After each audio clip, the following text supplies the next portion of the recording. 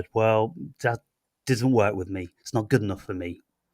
It doesn't make sense because you are discussing with them about the Bible. Yeah. You are not discussing the truth. You are not discussing spirituality. You're just discussing a book, a translation, meaning of words, sentences. Yeah. This is what it's all about. There are people that are discussing about what is in this book because they have different understandings, translations. So it's not about spirituality, it's theology. Mm-hmm. And theology is a completely different thing. Yes. You can study theology your whole life and you know nothing about God necessarily. Yeah. Nothing at all. Yes. So that's a very good point, because I think that's what all of these theologists are doing. They don't know God. They evidently don't know God, because if they did know God, then they have a whole different rhetoric. But because they're so steeped in the line and verse of those scriptures, then they are solely theologists, and they're not spiritualists, and they don't have a connection to God. That's quite visible. Yes. There's even, I saw a video recently about a guy.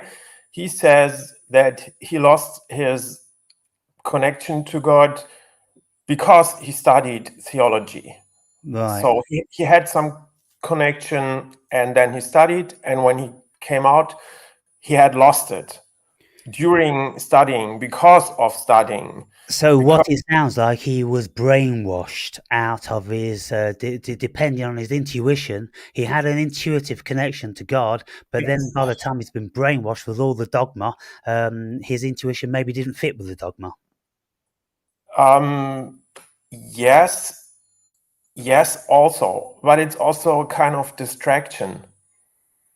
It's distractive because people are talking about stuff that really doesn't matter. Mm-hmm. All the time, they are talking about things they do not understand, that you cannot understand. For example, maybe the best example is the so-called Trinity. And they're arguing about this all the time. Mm-hmm. Just go into a forum and write something about Trinity.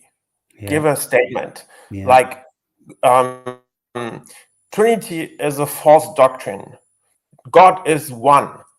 Then you're giving the typical quotes, and you will have a never-ending discussion.